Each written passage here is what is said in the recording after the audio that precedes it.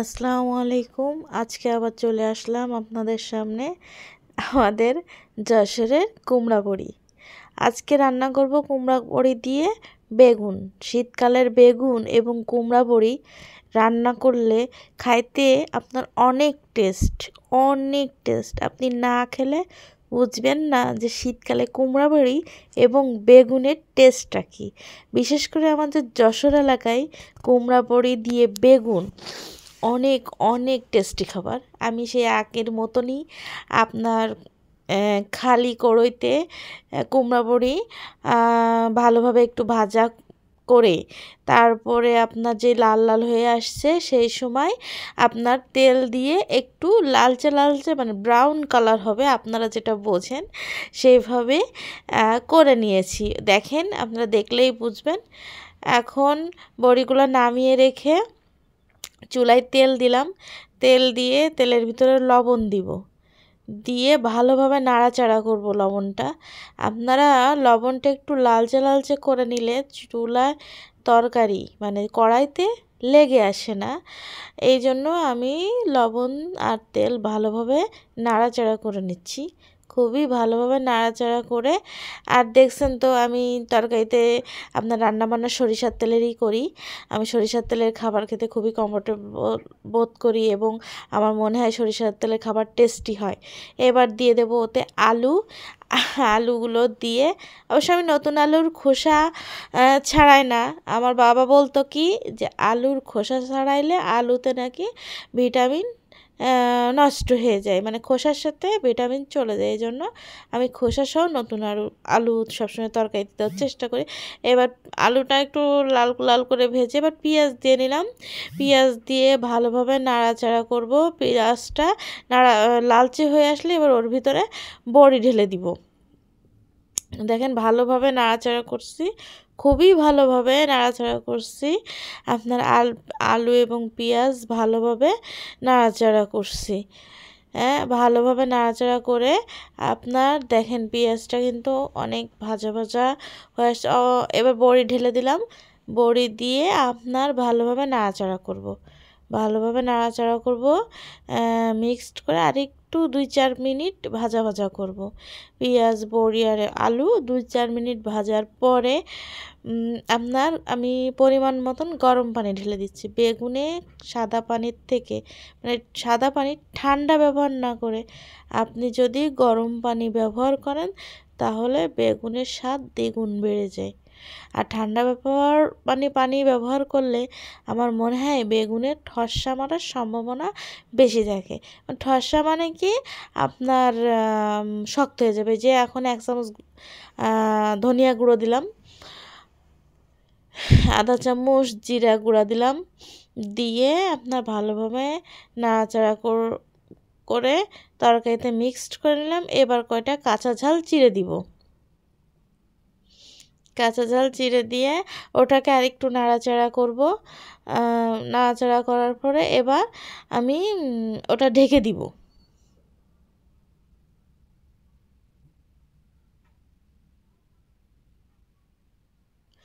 ও sorry, ঢাকার আগে আপনার বেগুন দিতে হবে। আমার আসলে খেয়াল ছিল না বেগুনটা দিতে হবে। দেখছেন বেগুনটা একটু বড় করে কাটছি। আমার মনে হয় সবজি একটু বড় করে কাটলেই সবজির গুণগত মান বজায় থাকে অনেক ছোট করার থেকে। আমি একটু বেগুনটা বড় করেই কেটে দিই। ফুলকপি, টমেটো এগুলো একটু বড়ই দিই। অনেকে আছে তরকারি একটু ঘোটা ভাব পছন্দ করে, কিন্তু আমি তরকারিটা একটু আস্ত ভাব পছন্দ করি। তবে একটা কথা কি, যতই নিজে রান্না করি না কেন, নিজে যাই পারি না কেন, আমার মায়ের মতন হয় না। এবার এটা ঢাকনা দিয়ে ঢেকে রাখতে হবে। আমি কিছুক্ষণ পর ঢাকনা উঠিয়ে তরকারিটা নাড়াচাড়া করে দিচ্ছি, উপর নিচ করে দিচ্ছি, যাতে সব দিকে তরকারিতে সমানভাবে তাপ লাগে।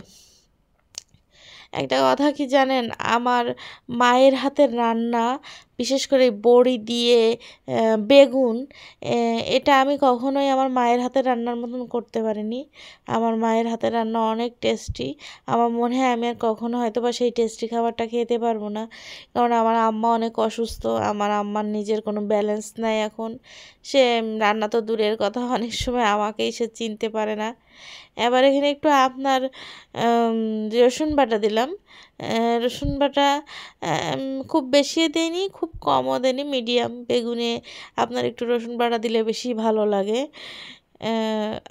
তারপরে এবার দিব হলুদ, কারণ আপনার 80% তরকারি সিদ্ধ হয়ে গিয়েছে, এই জন্য এবার হলুদ দিব। আমি তরকারি সাধারণত 80% সিদ্ধ হওয়ার পরেই আমি তরকারিতে হলুদ দিয়ে থাকি। আমি ফার্স্টে কখনো তরকারিতে হলুদ দিই না। অনেকে দেখছি হলুদ মশলা দিয়ে একসাথে কষাই, আমি ওইভাবে কখনো হলুদ দিই না। হলুদটা ভালোভাবে নাড়াচাড়া দিয়ে সমস্ত তরকারিতে মিক্সড করে নিচ্ছি। এরপর আবার ঢাকনা দিয়ে ঢেকে দিব।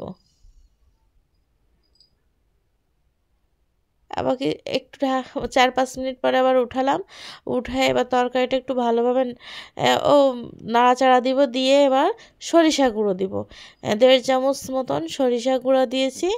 দিয়ে সরিষাটা সমস্ত তরকারিতে ভালোভাবে নাড়াচাড়া দিচ্ছি। আপনার একটা জিনিস, তরকারি নামানোর 10 মিনিট আগে, মানে ঝোলের পানি তো বেশি দেই না, একটু আপনার পরিমাণ মতন ঝোলের পানি, তার আগে সরিষা গুঁড়ো দেবেন। কারণ সরিষা আগে দিলে তিতা হয়ে যায়। এই সরিষা গুঁড়ো দিয়ে নাড়াচাড়া করে তরকারিতে আবারই গরম পানি দিয়ে ঢাকা দিব। আপনার ঠিক 5-10 মিনিট পরে ঢাকনা উঁচু করে আর 2-3 মিনিট ফুটিয়ে তরকারি রেডি হয়ে যাবে। খাওয়ার পরে বলতে পারবো তরকারিটা কেমন হয়েছে। আপনারা তো আমার থেকে অনেক ভালো বোঝেন এবং পারেন। আপনারা তরকারি দেখেই জানাবেন যে তরকারি খেতে কেমন হয়েছে বা স্বাদ কেমন। আমি তো শুনেছি ঘ্রাণে অর্ধভোজন হয়। ঘ্রাণ তো আপনারা পাচ্ছেন না, তরকারি কালার এবং রান্না দেখে কিছুটা হলেও বলতে পারবেন যে তরকারির রান্না কেমন হয়েছে। আমার তরকারিটা প্রায় শেষের পথে। আর 4-5 মিনিট পরে আমি তরকারিটা নামিয়ে ফেলবো। আমি অবশ্যই এর ভিতরে একবার তরকারির লবণটা চেক করছি, লবণটা পারফেক্ট আছে, লবণ আর দেওয়া লাগবে না। তবে হ্যাঁ, বড়ির তরকারিতে লবণ একটু বেশিই দিতে হবে, কারণ বড়ি লবণ টেনে নেয়, যে কারণে তরকারিটা অনেক পানসা হয়ে যায়। এই জন্য একটু লবণ দিলে খেতে অনেকটা ভালো লাগে। এই যে তরকারি নামিয়ে ফেলেছি, এবার দেখেন আমার তরকারিটা কেমন হয়েছে, জানাবেন। আল্লাহ হাফেজ।